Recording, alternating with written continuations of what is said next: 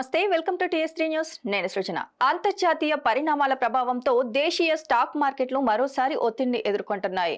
బుధవారం భారీ నష్టాలను చవిచూసిన నెక్సెస్, నిఫ్టీ సూచీలు గురువారం కూడా అదే ధోరణిని కొనసాగిస్తూ నష్టాల్లో ట్రేడ్ అవుతున్నాయి. అమెరికా, ఇరాన్ మధ్య పెరుగుతున్న ఉద్రిక్తతల కారణంగా అంతర్జాతీయ మార్కెట్లో ముడి చమురు ధరలు వరుసగా పెరుగుతున్నాయి. ప్రస్తుతం బ్రెంట్ క్రూడ్ ఆయిల్ బ్యారెల్ ధర $95 సమీపంలో ట్రేడ్ అవుతుండటంతో ప్రపంచ మార్కెట్లో ఆందోళన నెలకొంది. చమురు ధరల పెరుగుదలతో పాటు విదేశీ పెట్టుబడిదారుల అమ్మకాల ఒత్తిడి కూడా భారత మార్కెట్ పై ప్రభావం చూపుతోంది. బుధవారం విదేశీ సంస్థాగత మదుపర్ల దాదాపు 819 కోట్ల విలువైన షేర్లను విక్రయించారు.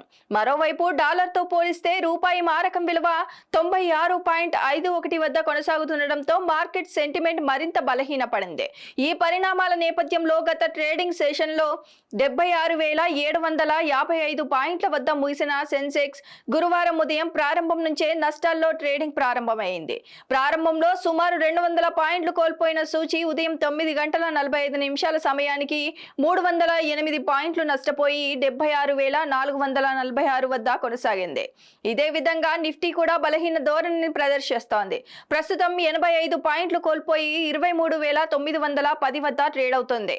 మార్కెట్లో కొనుగోళ్ల కంటే అమ్మకాల ఒత్తిడి ఎక్కువగా కనిపిస్తోంది. రంగాల వారీగా చూస్తే Force Motors, NALCO, Vedanta, Oil India, Nuvama Wealth వంటి కంపెనీల షేర్లు లాభాల్లో ట్రేడ్ అవుతున్నాయి. మరోవైపు IndusInd Bank, Adani Green Energy, Petronet LNG, Doctor Reddy's Laboratories, Oracle, Finserv వంటి షేర్ల నష్టాల్లో కొనసాగుతున్నాయి. ఇక బ్యాంకింగ్ రంగంలో కూడా ఒత్తిడి నష్టంగా కనిపిస్తోంది.